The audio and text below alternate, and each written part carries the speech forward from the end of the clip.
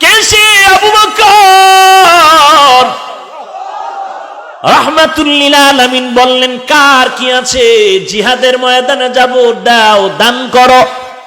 ওমর ফারুক রাদিয়াল্লাহু তাআলা আনহু সমস্ত সাহাবায়ে কেরাম যার যার সামর্থ্য মতো সম্পদ নিয়ে আসলেন। আবু বকর সিদ্দিক রাদিয়াল্লাহু তাআলা আনহু তিনিও সব নিয়ে আসলেন। রাহমাতুল লিল আলামিন বললেন, হে আবু বকর, আপনি কি নিয়ে আসছেন, ঘরে কি রেখে আসছেন? আবু বকর বলেন, পয়গম্বর, আমার ঘরে আমি ঝাড়ু দিয়া যা পাইছি সব নিয়ে আসছি। আমার এখন আল্লাহ আর নবী ছাড়া আমার আর কেউ নাই। নবী আশ্চর্য হয়ে গেলেন। হঠাৎ করে দেখে জিবরাইল আমিন হাজির। আল্লাহর নবীকে জিজ্ঞাসা করেন, নবী আল্লাহ জানতে চেয়েছেন। আবু বকরকে জিজ্ঞাসা করেন, আল্লাহ আবু বকরকে সালাম পাঠাইছেন। এই অবস্থার উপরে আবু বকর খুশি নাকি মনে কোনো কষ্ট আছে? আল্লাহর নবী বললেন, আবু বকর, আল্লাহর পক্ষ থেকে আপনার উপরে সালাম চলে আসছে, জিবরাইল নিয়ে আসছে। আল্লাহর দেওয়া সালামটা গ্রহণ করেন। আর আল্লাহ জানতে চায়, আপনি যে দান করলেন এর উপরে আপনি এখন খুশি না মনে কোনো কষ্ট? আবু বকর জবাব না দিয়া কান্না শুরু করলেন। রাহমাতুল লিল আলামিন বললেন, পয়গম্বর বলেন, আবু বকর আপনি জবাব না দিয়া কান্না করেন কেন? আবু বকর বলেন, পয়গম্বর, আমি কি জবাব দিব? আমি ছিলাম একটা জাহান্নামের আসামি।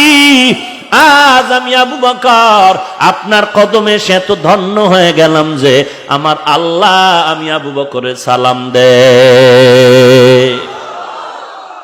या इलाही तू मेरा माबूद है, या इलाही तू मेरा माशूक है, या इलाही मुझसे मुझको दूर कर, ताकि देखो मुझ में तुझको एक नजर, या इलाही तू मेरा तारो है, या इलाही तू मेरा गफ्फारो है।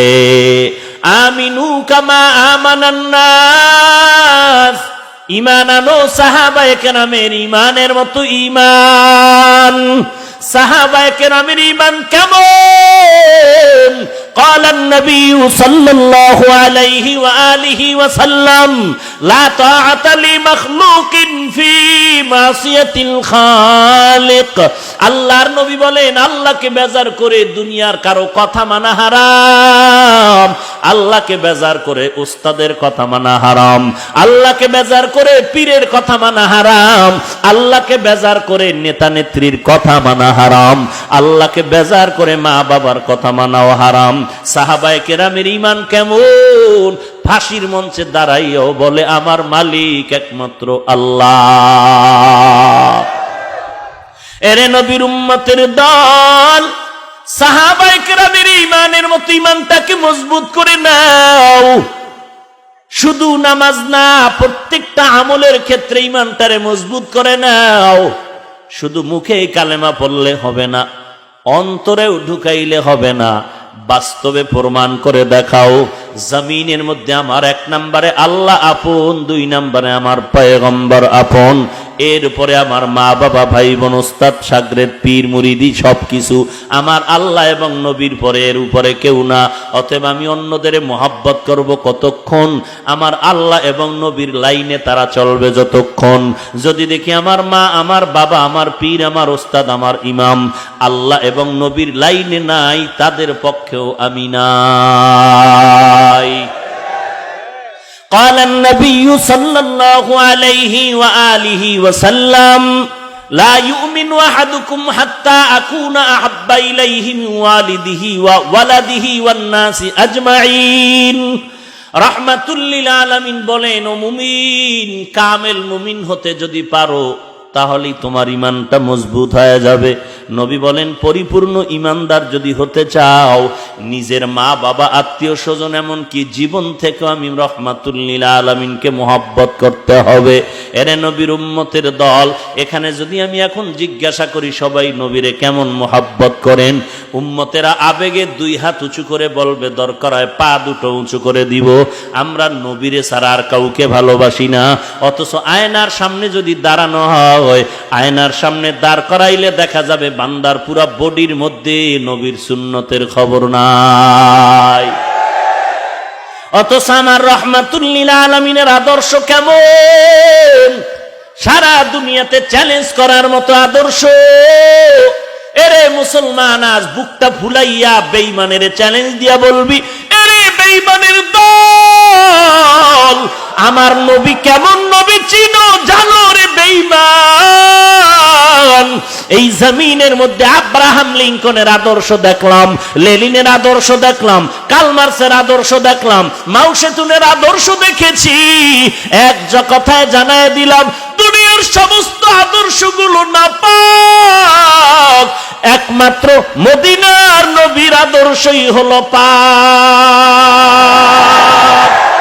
हम सूरत हम सिराते मुस्तफा दर तमामी हाल उकुन इत्तिबा इत्तिबाए सुन्नते खैरुल बशर गिरे लाजिम ताबयाबी आए पेसार मन अहब्बा सुन्नती कौले रसूल मर्दाए काना माई हम कुन कबूल। ओ गो नबीर उम्मा तेरा होए আজি দিশাহারা, কোরআন হাদিসের চলো যখন যাহা চায় মনে, নবী বিনে কে তরাবে পুলসিরাত মিজানে, নবী বিনে কে তরাবে পুলসিরাত মিজানে। নবী আমার জীবন ভারে দিনের লাগি কষ্ট করে, দান দান শহীদ করিলেন অহুদেরই ময়দানে, নবী বিনে কে তরাবে পুলসিরাত মিজানে, নবী বিনে কে তরাবে পুলসিরাত মিজানে। নবীর মায়া নাই কি তোমার, কেমনে দুঃখ দাও যে আবার, দরুদ পড়ো স্মরণ করো প্রথম ঘাটি কাফনে, নবী বিনে কে তরাবে পুলসিরাত মিজানে, নবী বিনে কে তরাবে পুলসিরাত মিজানে। এরে নবীর উম্মতের দল, আজকে নবীর মোহাব্বত তোমার অন্তর যদি থাকতো, তাহলে তোমার মাথার চুলগুলো তুমি ক্রিকেটারের সাইজে কাটতে পারতা না। খুব খুশি লাগতেছে না? খুশি লাগতেছে? তোর লজ্জা শরম থাকলে তো আর মুখ দেখাইতে পারতি না। দাবি করো নবীর উম্মত, কাজ করো বেঈমানের সাথে তাল মিলায়। তোর লজ্জা আছে তোর? রহমাতুল লিল আলামিন যদি বলে তোর কাছে আমার আদর্শ ভালো লাগে না, তুই ক্রিকেটারের আদর্শের লাইনে চলছো, এরে বেহায়া বেলাজা মুসলমান। রহমাতুল লিল আলামিন সব কাজগুলো নিজে করে করে সাহাবায়ে কেরামদের দেখায় দিলেন। আরবের কাফের মুশরিকরা বলে, দেখ কেমন নবী যে বাথরুমে যাওয়ার নিয়ম শিখায়। সাহাবায়ে কেরাম বলে, ওরে বেঈমানেরা, জানো না আমার নবী বাথরুমে যাওয়ার শুধু নিয়মটাই শিখায় না, পানি ব্যবহারেরও নিয়ম শিখায়। কেমন নবী পাইলাম চিনলি না রে ভাই? যেই নবীর জন্য জঙ্গলার প্রাণীরা পর্যন্ত পাগল, রাহমাতুল লিল আলামিন, কত বড় দামি পয়গম্বর যার কোনো তুলনা নাই। তার হাতে গড়া সাহাবায়ে কেরামের ঈমান, ইহুদি বেঈমানের মাথা গরম। মুহাম্মদের বয়ান কি দূরের কথা, চেহারাটা দেখলেই যেন মায়া লাগে, বেঈমান কালেমা পড়ে। এই মুহাম্মদের কেমনে বিদায় করা যায়? আল্লাহ তাআলা বলেন, আল্লাহর সাথে পাল্লা দিয়া কোনো বেঈমান পারে নাই, কিয়ামত পর্যন্ত পারবে। ওয়া মাকারু ওয়া মাকারাল্লাহ ওয়াল্লাহু খায়রুল মাকিরিন।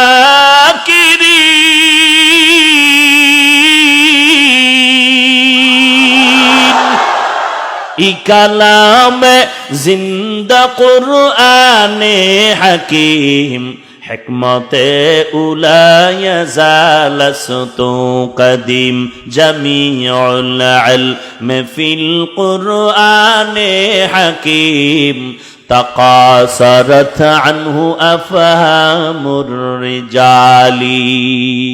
নমরুদ্দার মতো বেঈমান, এত বড় বেঈমান বাহাদুর যে আল্লাহকেই মেরে ফেলবে। কত বড় বেঈমান যে আল্লাহকেই রাখবে না, তীর ধনুক নিয়ে রেডি হয়ে গেছে, আল্লাহকেই মেরে ফেলবে। সেই বড় বেঈমান নমরুদের ধ্বংস করার জন্য আমার মালিক আল্লাহ তাআলার বিশাল কোন বাহিনী লাগছেনি। সামান্য কি? তাও সুস্থ নাকি? অসুস্থ একটা মশা, সাথে জুতা মোবারক। নমরুদ জুতার বাড়ি খাইয়ে কয়, খবরদার তোরা থাম, এত ডাক্তার দেখাইলি মশার মিসকল বন্ধ করতে পারলি না। এটা কপালের ব্যাপার। জুতার সাথে যখন মোলাকাত হয়ে গেল, মিসকল বন্ধ হয়ে গেল। সবার কপালে হয় না রে ভাই, এটাও একটা চান কপালের ব্যাপার। জুতার সাথে মোলাকাত সবার হয় না।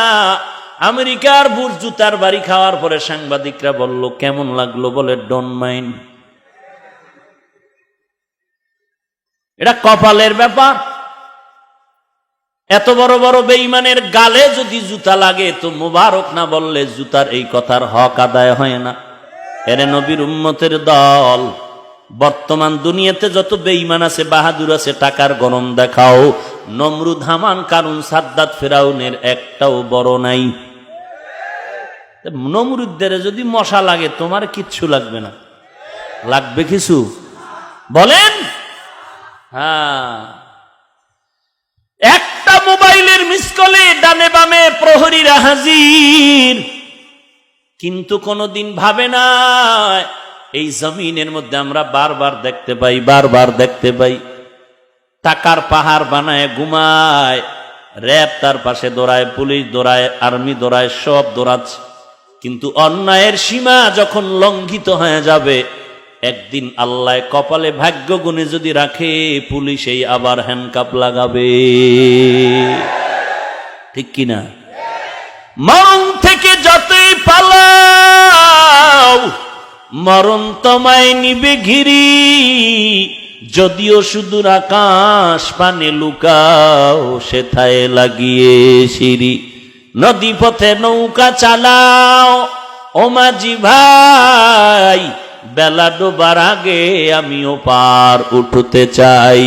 ডুবে গেলে বেলারে আর উঠে না, ভেঙে গেলে মেলারে আর জমে না। এরে আল্লাহর বান্দাস, কি তুমি এখানে ময়দানে বসছো? 100 বছর পরে এমন অবস্থা হবে যে এখন আমরা যারা আছি কেউ হয়তো জমিনের মধ্যে বেঁচে থাকবো না।